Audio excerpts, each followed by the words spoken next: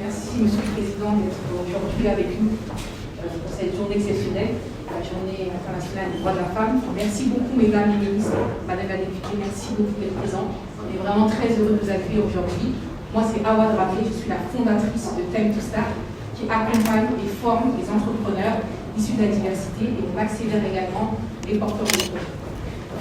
On a développé différents outils d'accompagnement, notamment via du mentoring, il y a des ateliers d'experts, il y a du coaching individuel et on a également développé un parcours hybride qui est à la fois digitalisé mais aussi physique afin de répondre à cette mixité de profils. Et si j'ai décidé de me lancer, en fait, de m'engager pour l'entrepreneuriat issu de la diversité dans les quartiers, ça vient aussi un peu de mon parcours, parce que j'ai grandi dans un quartier à Sion. Et pendant mes études, on m'a proposé de faire un parcours parallèle qui permettait à des personnes issues des zones d'éducation prioritaire d'intégrer une grande école. J'ai fait ce concours que j'ai réussi. J'ai fait un master management grande école et je me suis spécialisée en entrepreneuriat social. À ce moment-là, j'ai eu un déclic. Je me suis dit, si aujourd'hui on veut faire bouger les choses, il faut plus d'excellence dans les territoires. Il faut plus d'excellence dans les quartiers populaires.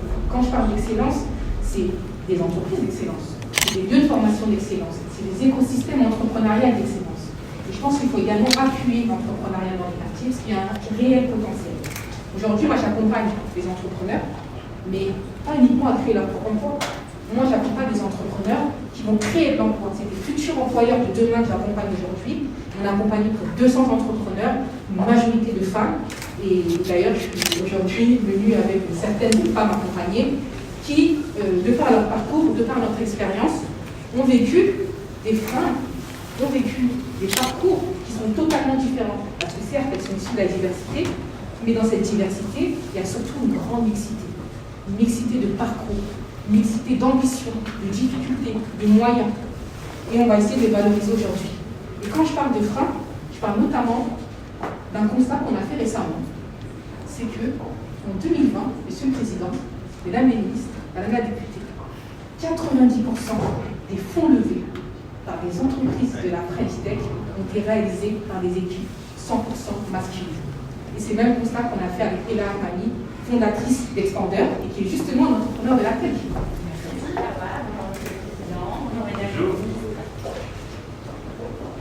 bonjour Madame la députée, donc moi je suis Ella Armani, je suis entrepreneur dans la tech et ingénieure de formation. Après une première partie de carrière dans le consulting en France et ailleurs, j'ai décidé de me lancer à mon tour et créer Expander. Donc Expander, c'est une plateforme intelligente qui permet de rendre accessible le conseil en croissance à toutes les entreprises et notamment aux PME, en les connectant notamment avec un écosystème, une communauté d'experts et d'entrepreneurs indépendants. Et puis, depuis le début de l'année, on vient de lancer une nouvelle activité qui s'appelle Palm. Et donc Palm, c'est un logiciel basé sur l'intelligence artificielle qui permet à chaque collaborateur au sein de l'entreprise de révéler l'unicité de son talent et puis aux directions des ressources humaines et aux directions générales de identifier, de retenir ses talents, de les trouver facilement et puis de leur proposer des parcours de carrière plus évolutifs, plus agiles et surtout plus adaptés. Et je partage le constat d'Awa, effectivement, dans l'écosystème tech en France, il n'y a que 10% des startups qui sont dirigées par des femmes et seulement 2% des fonds qui ont été levés le sont par des startups féminines, et ce, depuis 2008. Et pourtant, les femmes dirigeantes, par leurs efforts, elles démontrent que l'égalité face au succès existe. Moi, j'ai envie de dire que l'ambition s'apprend, le succès se travaille, l'égalité se construit. Quelles actions les pouvoirs publics pourraient mettre en place, déployer pour favoriser et faciliter l'accès au financement à toutes les femmes et aux femmes qui entreprennent dans la tech, notamment peut-être via BPI? Vous êtes au courant de ce qui a été signé? Et aujourd'hui, vous y étiez? Absolument pas. Non, mais je pense que vous avez parfaitement raison de dire que on y reviendra, je pense, tout au long des discussions qu'on va avoir autour de cette table et puis qu'on verra ensuite. On les connaît sur à la fois création d'entreprise, les fonds qu'on arrive à lever et le marché du travail. Et donc la clé, c'est de savoir comment on enraye ce phénomène. Parce qu'il y a un côté en plus auto-reproducteur, si je puis dire. Donc c'est pour ça que la BPI a souhaité signer, entre autres, cette convention qui va permettre de pivoter une partie de ces financements vers l'entrepreneuriat féminin. qu'on a aussi comme volonté de faire, c'est avec la French Tech, d'avoir cette approche et de pouvoir aider au maximum les équipes. Et puis c'est de féminiser aussi, ça rejoint tout le travail qui est fait par justement nos parlementaires et par la ministre, au-delà de ce qui est fait avec l'index, je pense que la ministre aussi du travail reviendra, de pouvoir aider à féminiser davantage le management des grands groupes et créer des écosystèmes qui sont favorables et qui lèvent ces plafonds verts.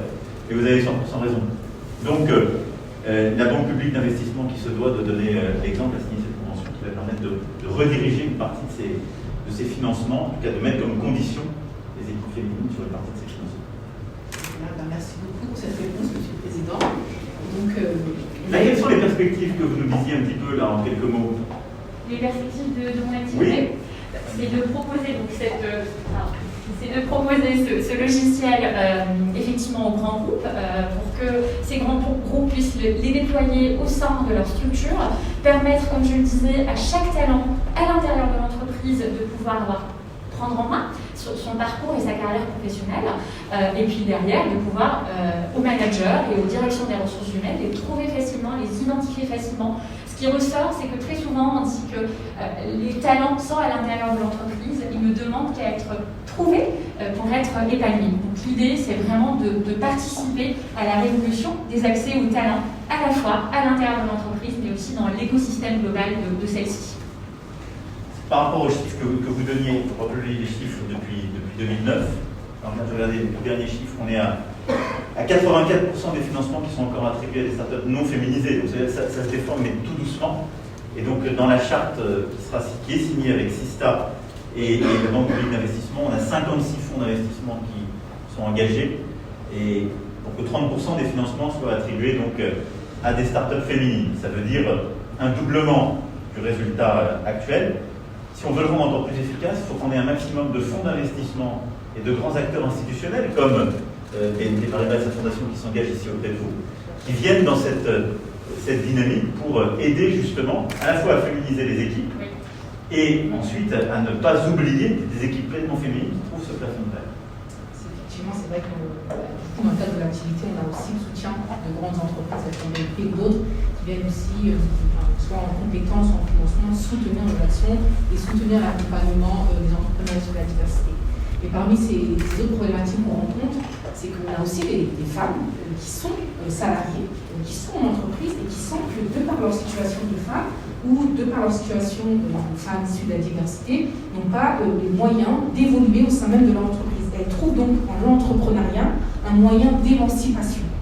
Et donc, il y a aussi une discussion à mener là-dessus. Donc, c'est d'ailleurs le parcours de Fatou Doumbia, qui est fondatrice de Gagatigi, qui a laissé un peu le monde du salariat pour se lancer et développer pleinement ses compétences.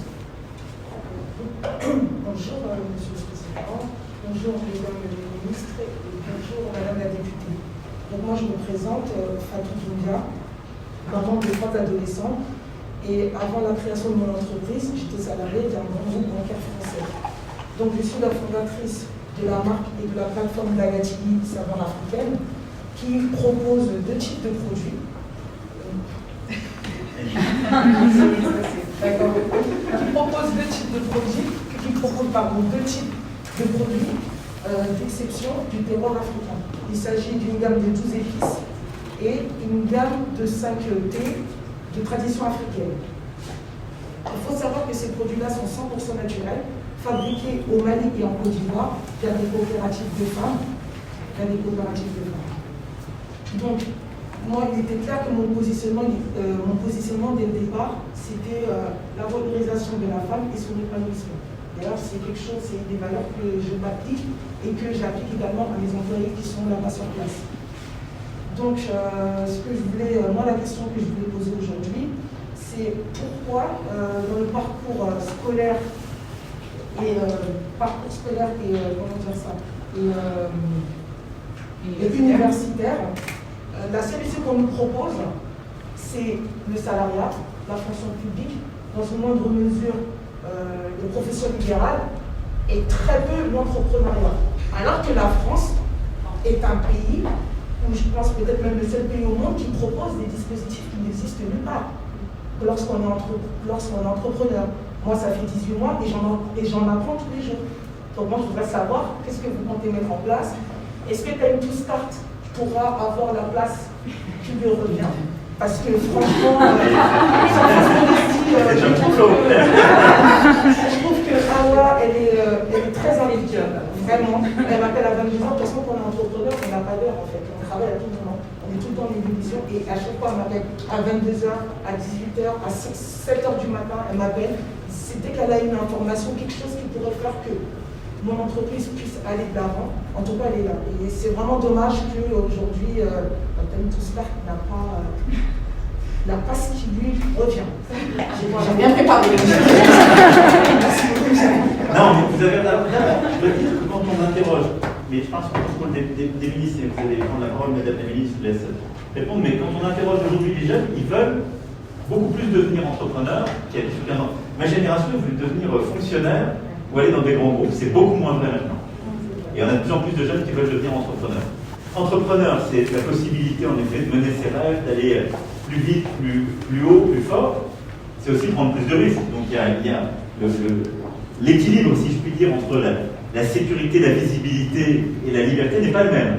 Mais ça dépend des tempéraments. Et donc je pense qu'il ne faut pas tellement opposer les choses, il faut tous les modèles. Notre objectif, c'est que, à travers ce qu'on appelle une école de la confiance, on forme davantage nos jeunes à prendre des risques, à apprendre aussi en faisant et donc être plus ouvert à l'entrepreneuriat. On l'a aussi dans l'orientation et l'accès des jeunes à la création d'entreprise. J'essaierai la ministre du Travail me compléter.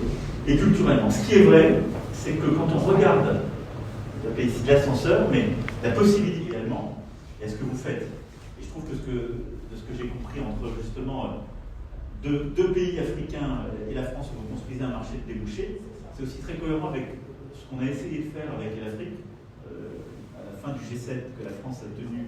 Vous savez, avec Angélique Kidjo, on a monté avec la Banque africaine de développement une initiative pour l'entrepreneuriat des femmes en Afrique, parce que c'est un des principaux leviers de sortie de l'économie informelle pour les femmes africaines et l'accès à un emploi véritablement stable. Donc je partage absolument toutes ces valeurs. Si on est là aujourd'hui, c'est aussi qu'on veut donner de la visibilité, du soutien à ces associations et à l'entrepreneuriat, en particulier l'entrepreneuriat féminin, et le faire aussi pour que les mentalités changent. Alors moi je voudrais confirmer qu'effectivement la création d'entreprise c'est une solution à part entière. C'est le cas de tout ce qu'on fait sur l'insertion et c'est le cas aussi dans le plan Un jeune, une solution. Il y a plein de possibilités pour aller vers l'emploi, mais vraiment la création d'entreprise, le fait de créer son propre emploi est vraiment une piste qu'on veut soutenir. On a prévu de lancer un appel à projet, notamment pour avoir des structures qu'on pourra soutenir qui accompagnent les personnes jeunes ou moins jeunes qui veulent créer leur entreprise. On a un budget conséquent pour faire ça, 65 millions d'euros pour soutenir des créations d'entreprises. Donc pour moi, c'est vraiment une solution à part entière. Je pense que vous l'avez dit, il y a à la fois des gens qui n'ont pas envie du salariat parce que c'est aussi des contraintes, c'est des droits, mais c'est aussi des contraintes. Et puis il y a des gens qui ne croient pas qu'on leur offrira la possibilité d'être salariés et qui peuvent aussi vouloir créer leur propre entreprise. Donc c'est vraiment des solutions, une solution qu'on soutient à part entière dans le cadre à la fois du plan Jeune, une solution et puis de tout ce qu'on développe sur l'insertion par l'activité économique. Merci Monsieur le Président de me donner la possibilité de dire un mot là-dessus. D'abord, votre parcours m'inspire énormément parce que, comme vous, quand j'ai démarré ma carrière professionnelle, j'avais l'impression qu'on ne me donnait pas la possibilité de réaliser ce que je voulais réaliser. Je voulais plus et on considérait peut-être que parce que j'étais une femme, je ne pouvais pas avoir ce plus. Et vous savez, aujourd'hui, c'est le 8 mars, c'est la journée internationale des droits des femmes, et nous avons lancé une campagne qui s'appelle Les 1000 possibles. Et quel meilleur exemple que l'entrepreneuriat féminin pour dire qu'il y a plus de 1000 possibles. Parce que si parfois on est un peu engoncé dans le monde de l'entreprise, eh bien, lorsqu'on entreprend, avec les risques que M. le Président a soulignés, mais lorsqu'on entreprend, il y a une liberté, une possibilité d'accomplissement et de réalisation. Et là, pour le coup, comme disent en bon français, sky is the limit, tout est possible. Et je trouve ça remarquable parce que je suis intimement convaincue que l'émancipation des femmes passera par l'émancipation économique. Et c'est pour ça que je me réjouis que nous nous engagions tellement dans ce gouvernement pour donner la possibilité à toutes les femmes d'entreprendre. J'étais la semaine dernière avec Olivia Grégoire et nous étions avec la Fédération des banques françaises, nous étions avec France Active, j'ai rencontré l'ADI qui accompagne, encourage et finance les projets des femmes. Et je pense chacune, mesdames, par vos modèles, par la manière dont vous nous racontez vos histoires, vous n'imaginez pas combien vous rendez les choses possibles pour les femmes qui se disent « c'est pas pour moi ». Et donc je veux vraiment vous remercier du fond du cœur pour ça. Je veux vous dire que déjà il y a énormément de dispositifs qui existent, mais que nous allons continuer de vous donner les moyens de réussir, parce que à ceux et à celles, disons aux esprits chagrins, qui pensent que le monde post-Covid se fera sans les femmes, eh bien ils se trompent. Parce que l'entrepreneuriat, ça n'est rien d'autre que de répondre à des problématiques et à des défis de notre temps. Et il est temps aujourd'hui que nous équilibrions les pouvoirs économiques et que nous donnions aux femmes la possibilité d'apporter de nouvelles manières d'entreprendre, et c'est exactement ce dont nous avons besoin demain. Donc vraiment, bravo, bravo. Vous êtes ici parce que vous avez prouvé vos capacités, et je pense que Monsieur le Président a entendu votre message à moi. C'était bien relayé. Sur l'entrepreneuriat justement féminin dans les quartiers, parce que c'est un point important que vous avez soulevé. C'est un point extrêmement important, parce que dans les quartiers, on parle d'un double constat. Monsieur le Président, la prise de risque, elle est dans les gènes des enfants et des jeunes des quartiers politiques de la ville, et encore plus peut-être chez les femmes.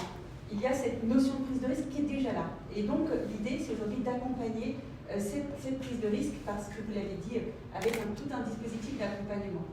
Le deuxième constat, c'est qu'il y a des talents.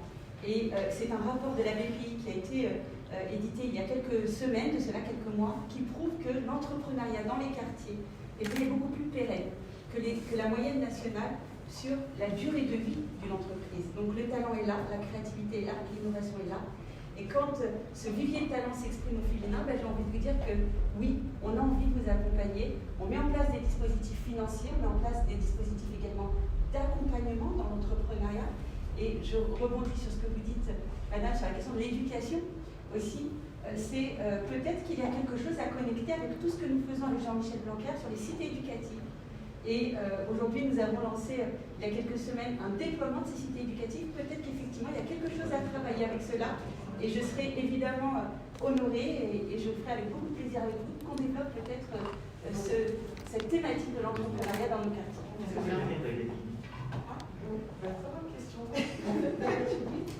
Dagatibi, en fait, c'est littéralement dans la langue qui est le bambara. Ça veut dire celui qui a l'art et la maîtrise de la marmite. Dagatibi. Merci du bambara. Merci Fatou. Et puis merci Madame la Ministre pour cette relance.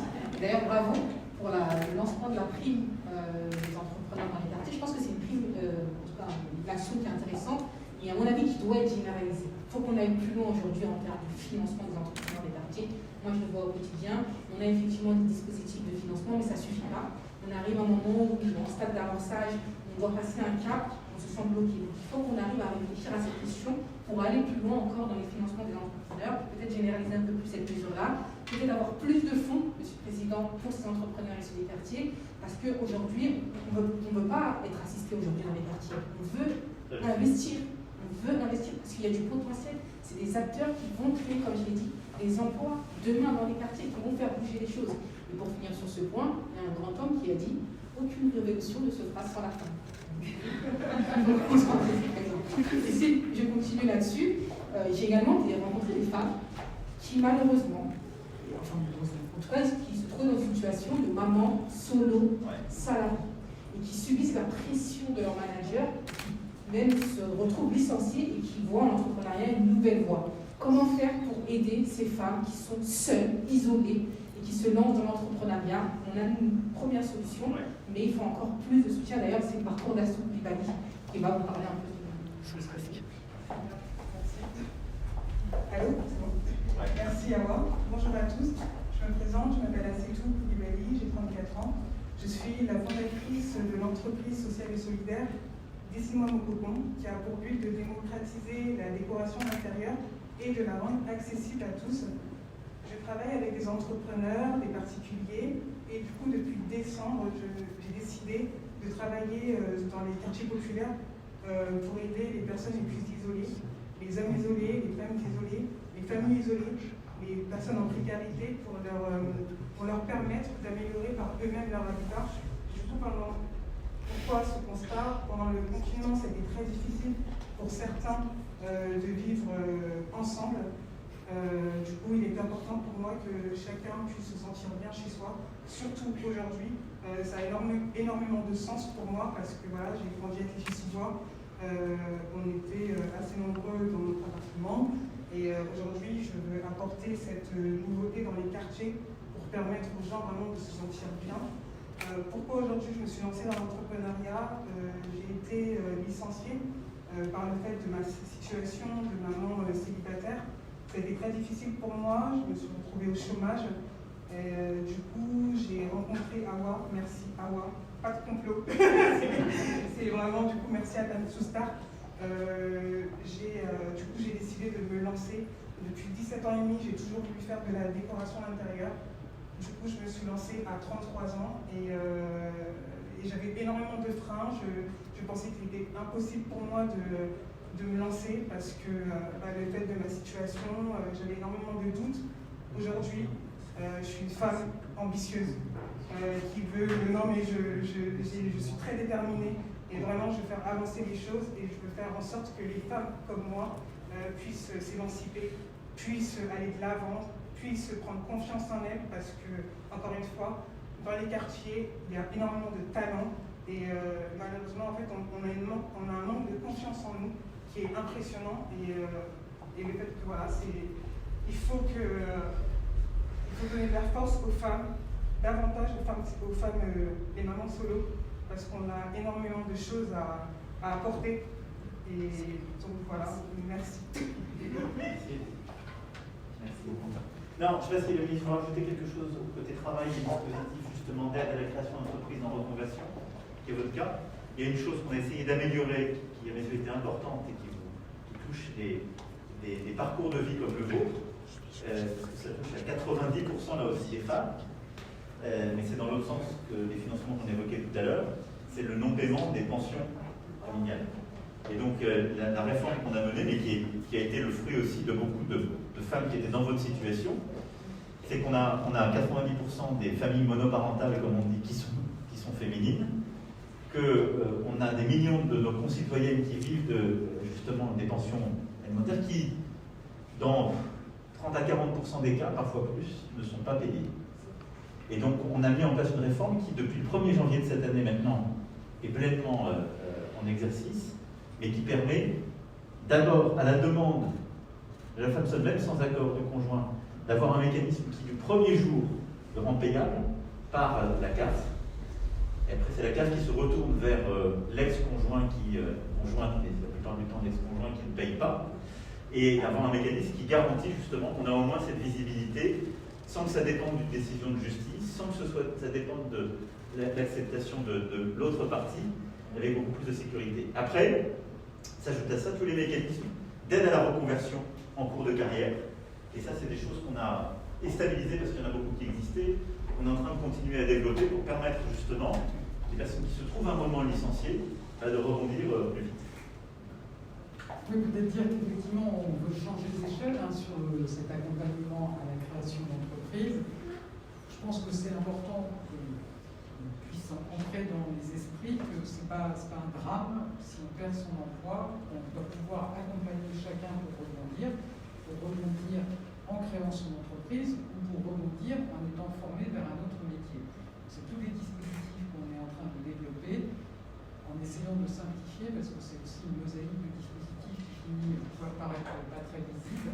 Mais en tout cas, l'idée de base, c'est de dire que tout au long de sa vie, on peut avoir une nouvelle chance de créer son entreprise ou d'aller vers un autre emploi. C'est les dispositifs qu'on doit. Merci beaucoup pour ces réponses. Enfin, pour terminer, j'aimerais quand même donner la parole à Elena Kati, qui en fait a fait un peu un résumé de tous ces constats et s'est dit, en fait, pour changer les choses, il faut former. Il faut former les managers, il faut former les enfants, il faut former les parents. Et c'est un peu ce qu'elle a fait avec sa structure, son cabinet Cosinus, l'association Alcalabia. Bonjour Monsieur le Président, bonjour Mesdames les ministres et Madame la députée. Moi je suis Anna Kaldi, fondatrice de l'association et la prévention de la radicalisation, des idéologies extrémistes et des discriminations. Et j'ai fondé Concimus, un cabinet français et de formation à la prévention des risques idéologiques et discriminatoires. Donc moi, je vais être brève, je voudrais tout simplement poser la question, comment nous qui avons une expertise de terrain, qui avons un certain savoir-faire, comment l'État pourrait nous aider à développer donc, nos entreprises qui démarrent et qui ont un vrai savoir-faire qui répond à des questions d'ordre public et qui rentrent pleinement dans la politique du gouvernement. Voilà. Et vous auriez besoin de quoi pour qu'on vous aide à faire plus et mieux? Je vois que par exemple la loi de 2017, égalité citoyenneté, qui impose à les entreprises de plus de 300 salariés à se former pour la discrimination à l'embauche, n'est pas vraiment appliquée. Je vois que dans certaines, notamment qui a été tendue à la fonction publique, je vois qu'il n'y a pas vraiment un vrai désir de la part donc, des entreprises pour jouer le jeu. Et également des institutions publiques aussi. Je vois aussi, vous avez eu, quand je vous ai rencontré, M. le Président, j'avais parlé d'un projet pour améliorer la relation police-population à travers une formation qui est assez innovante. Et donc, il n'y a pas eu de suivi, je pense qu'il y a des fois des petites réticences, voilà. Et aussi avec certaines entreprises, ce n'est pas peut-être, on fait plus confiance à des entreprises qui ont fait leurs preuves, qui sont d'une grande envergure, et que pour les petites, on ne leur donne pas trop l'occasion pour faire leurs preuves. Là-dessus, Madame la Ministre, sur la formation,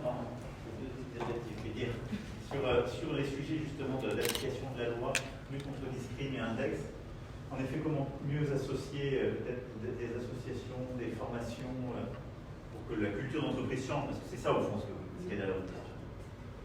Alors c'est vrai que la loi a posé le cadre, et effectivement il faut qu'on arrive à s'assurer de la mise en œuvre. Moi je pense que les services du ministère interviennent beaucoup, conseillent un appui des entreprises.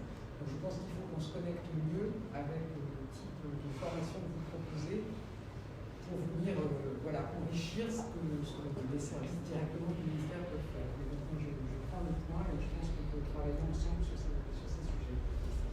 Et peut-être que je peux ajouter, chère Emna, que je vous remercie. Je vous remercie parce que, vous savez, moi quand j'ai grandi dans mes quartiers, j'entendais beaucoup parler des grands frères, mais j'entendais jamais parler des grandes sœurs.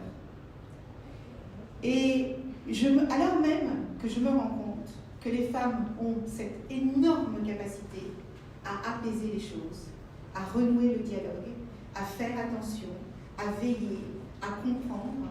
Et je n'ai jamais compris pourquoi on n'avait pas donné autant de place aux femmes dans les quartiers qu'on en donnait aux hommes pour pouvoir gérer les situations. Et je pense que quelque part, ce que fait votre association aujourd'hui, c'est ce rôle de grande sœur. Et moi, je suis intimement convaincue que les quartiers demain seront sauvés, entre guillemets, par le rôle des femmes. Non seulement par le travail associatif que vous faites, mais aussi par l'entrepreneuriat, parce que vous montrez finalement à toutes ces jeunes filles à qui on a dit « c'est pas pour toi, reste à ta place, pour qui tu te prends, occupe-toi de ton petit frère, occupe-toi de ton mari », vous êtes simplement en train de montrer que c'est pas vrai. On peut faire ça, et en plus, on peut contribuer à notre société.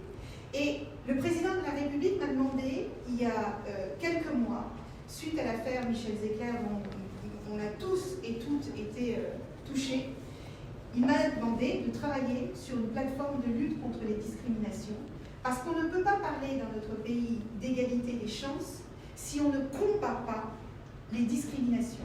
Et tant qu'il y aura encore de l'impunité sur les discriminations, eh bien ça ne pourra pas fonctionner. Et les trois sujets de discrimination, j'ai presque envie de dire, c'est dommage, mais la plateforme que nous avons lancée il y a 3 semaines chez le défenseur des droits, malheureusement elle fonctionne. Avant le lancement de la plateforme, il recevait 10 appels en moyenne par jour. Depuis que nous avons lancé la plateforme, ils reçoivent 200 appels par jour de gens qui ont en moyenne entre 25 et 30 ans. Et ça, qu'est-ce que ça nous dit? Ça nous dit que dans des périodes aussi compliquées et difficiles que celles que nous sommes en train de vivre aujourd'hui, les inégalités explosent. Parce que les tensions sont là, parce que tout le monde est inquiet, tout le monde est préoccupé, et qu'on a besoin, tous ensemble, de se saisir de cette question. Et prendre le chemin de la lutte contre les discriminations, c'est dire tout le monde de notre pays a le droit d'être traité de la même manière, d'avoir accès à l'emploi, d'avoir accès au logement et d'avoir accès à ses droits. Et ce que vous faites, c'est exactement ce qui vient compléter ce dont nous avons besoin et ce triptyque vertueux des politiques publiques, des responsabilités des associatives et des entreprises. Je crois que Thierry n'est pas loin et il ne dira pas le contraire. Les entreprises qui ont compris aussi que leur responsabilité sociétale, ils ne peuvent plus juste faire du chiffre et avoir des indicateurs financiers qui explosent. Leur responsabilité sociétale est de plus en plus importante. Et avec JP Morgan, surtout sur la Seine-Saint-Denis, ils ont fait énormément de choses dans ce cadre-là. Et je vais avoir besoin de vous. Nous allons avoir besoin de vous. Nous allons lancer dans quelques semaines une grande consultation citoyenne sur la question des luttes contre les discriminations dans notre pays. Et on ne veut pas parler qu'aux personnes qui sont discriminées. On veut aussi que les personnes qui ne sont pas discriminées, mais qui sont témoins de discrimination, partagent leur expérience, partagent leur expertise, que les entreprises et les associations nous remontent les exemples d'actions pratiques, concrètes qu'ils mettent sur le terrain et qui fonctionnent dans les quartiers ou qui fonctionnent dans les zones rurales ou sur les territoires ultramarins et qu'on les démultiplie dans tout le pays pour que tout le monde se sente à la fois respecté dans ses droits et dans sa dignité, mais qu'ils sentent aussi que cette égalité qui est au cœur de notre pacte républicain, elle est vraie pour tous les citoyens et les citoyennes françaises. Donc, comme Elisabeth, j'ai envie de vous dire qu'on va se parler parce qu'on a des choses à faire. Et de la même manière avec Awa, Time to Start. Enfin, voilà, on n'est pas là par hasard. Merci, il y a d'autres choses à faire. Merci, Monsieur le Président. Peut-être dire également que être femme entrepreneur, c'est également concilier sa vie de maman et parfois sa vie de chef d'entreprise. Et nous avons porté une réforme que le président de la République avait portée durant la campagne, qui est, vous savez, le congé maternité pour toutes.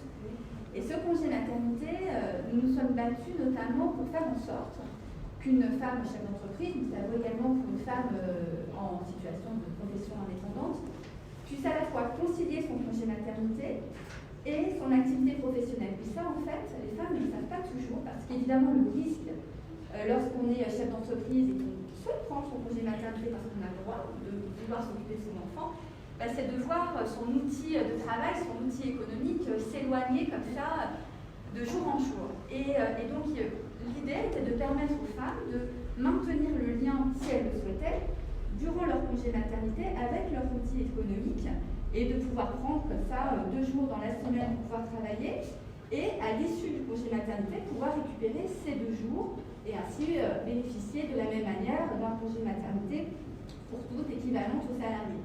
Et je crois que c'est important aussi de dire que cette mesure elle est là, que les femmes doivent pouvoir l'utiliser, s'en saisir et qu'aujourd'hui on peut être chef d'entreprise, mère de famille et garder le cap sur son outil économique et sur son enfant.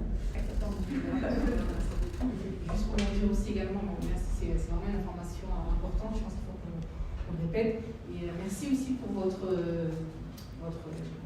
intervention, parce qu'on parlait effectivement de la place des hommes dans le monde associatif, c'est vrai. Savoir qu'ici on a l'ascenseur, et Start c'est la plus petite structure de l'ascenseur, on est la structure qui est portée par les femmes, et c'est vrai je ressens au quotidien cette différence finalement entre les hommes et les femmes, et je pense que effectivement vous avez raison, les femmes beaucoup dans les quartiers, on ne met pas assez en valeur, et donc le fait de pouvoir être ici aujourd'hui, vous êtes en face de ces structures du bâtiment, pour nous c'est clair que c'est impressionnant, donc je voulais juste vous remercier pour conclure, parce que vous savez que vous avez d'autres rendez-vous prévus, donc un grand merci pour votre présence.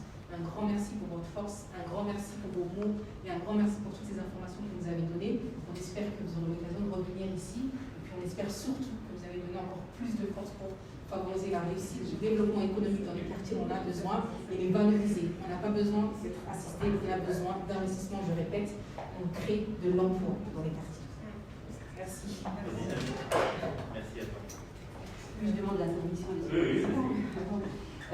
Awa, merci pour ces mots, parce qu'effectivement, on a changé complètement notre façon de voir et d'appréhender les quartiers. Jusque-là, c'était vu comme des quartiers où on accompagnait socialement les familles, ou parfois même considérés comme de l'assistanat.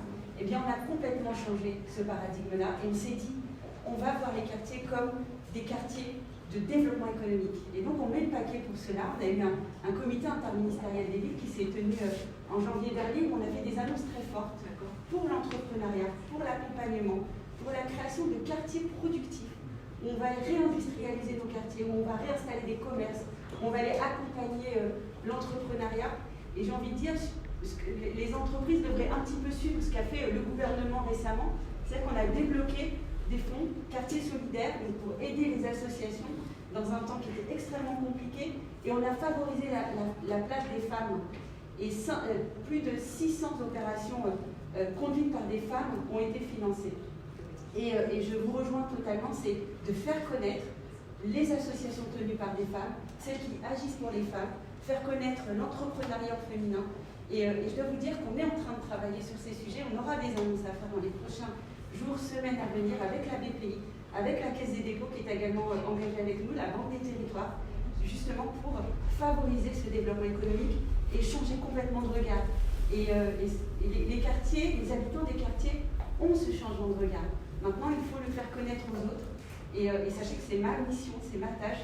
Et je serai évidemment à vos côtés pour qu'on porte ensemble tout cela. Parce que c'est la société, c'est les mentalités qui doivent changer. Et on ne sera pas trop, l'État ne peut pas trop, on a besoin de vous. Et je sais que je vais pouvoir compter sur vous comme vous allez pouvoir compter sur nous. L'excellence, l'excellence. Non, merci beaucoup en tout cas. Merci en tout cas, merci à chacune d'avoir accepté de témoigner, d'apporter votre pierre à l'édifice. Et ce qui a été dit, je pense, correspond vraiment à la philosophie qu'on porte. Il n'y a pas de fatalité. Et il y a parfois des difficultés qui s'additionnent. Et je pense que ça suppose d'être encore mieux organisé comme on est en train de le faire et de lever comme ça, peu à peu, des plafonds de verre, des difficultés sur justement la possibilité de concilier les vies. Ça a été dit par la présidente et mesdames les ministres sur le mieux former, mieux accompagner la création d'entreprises, mieux accompagner dans l'entrepreneuriat féminin dans les quartiers, dans les sujets de financement que vous avez évoqués. Et donc c'est cette ligne qu'on va continuer de suivre et qui permet au fond à chacune de choisir sa vie. Et après, c'est la liberté qui prime.